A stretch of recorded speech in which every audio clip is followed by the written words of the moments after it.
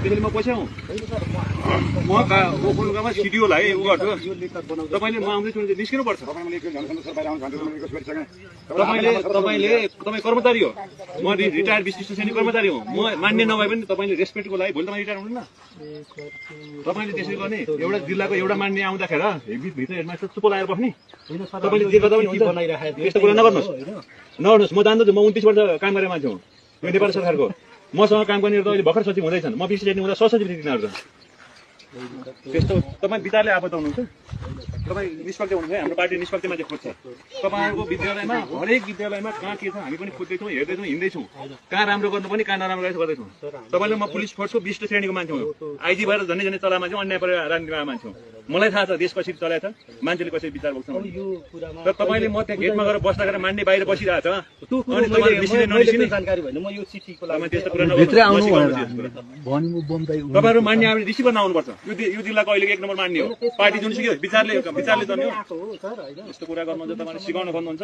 सिकाउन खोज्नुहुन्छ मान्यलाई अपमान गर्ने म जनताको मतबाट जिते मान्छे हुँ म कसैको उसले हो तपाईँले मत हाल्नुहोस् नहाल्नुहोस् मलाई सरकार छ तर जनताको मतले जिताउँ म र तपाईँको 5 वर्ष तपाईँको प्रतिनिधि हो तपाईँले गरेको हर काम गरी लेखा नीति खोजी गर्न सक्छु म त्यसो गर्नु हुँदैन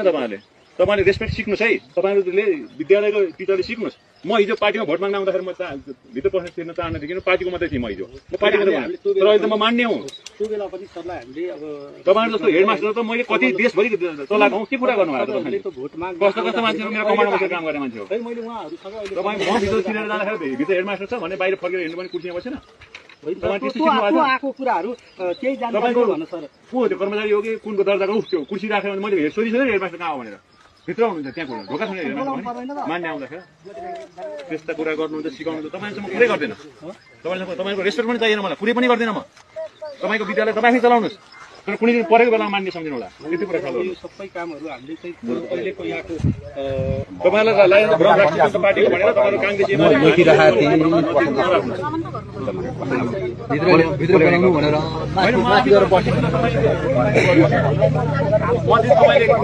मेरो विद्यालय हो मेरो पनि जिम्मेवारी हो मेरो घर हो मैले यहाँ हेर्नु पर्ने म आफै बसिरहेको छु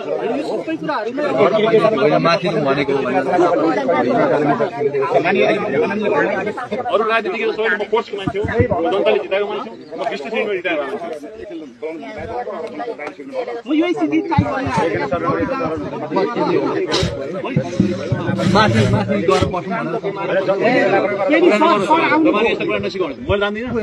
भएको मैले कम बुझेको होला म पनि देशमा 29 वर्ष 20 श्रेणीमा बसेर काम गर्ने मान्छे हो फोर्स चलाउ एउटा संगठन एक्लै चलाएको मान्छे हो जथेर आए पनि जे भए पनि हामी म मान्ने मेरो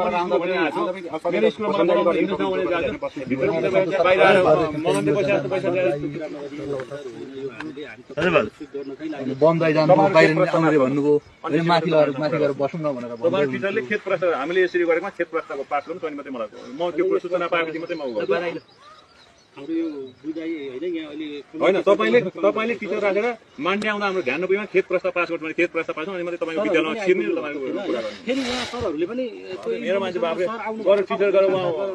कुर्सी राखेको छ त्यतिकै बसेको छ मान्ने आएको झारपात जस्तो गरिरहेको छ कुनै कर्मचारी जस्तो गरिरहेको छ कर्मचारी आउने 20 श्रेणी कर्मचारी रिटायर गर्छ अहिले पनि 50,000 तलब खान्छ क्या सरकारले पेन्सन दिन्छ मलाई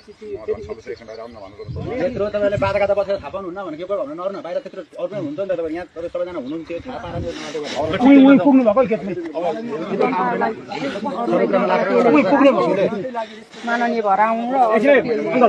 त्यसो भए उहाँलाई स्कुलमा रेस्पेक्ट भएन हेर सरी सुन्नुहोस् त्यसमा हामी त पब्लिक हो नि उहाँ कारणले गर्दा हामी केही बोल्न पाउँदैन पाइन्छ भन्ने कुरो माननीयलाई बताउनु होइन बताउनुहोस् मैले भनेको अहिले के हो सुन्नु न उसलाई स्कुलमा पुगेन हामी त यो पब्लिक हो नि त हामी चाहिँ जनाकुना चाहिँ छैन हाम्रो पब्लिकको कुरा नसुन्ने यी कुरा अनि किन हाम्रो हेर सरसरी जानु कि उहाँ कता बसेर गर्ने हो यो काम गर्ने जानुहोस् होइन 5 बोर्डले हो अरूले मैले ठीक छ भाइ किन सुन्नुहोस् हामीले सुन्नु हामी जानकारी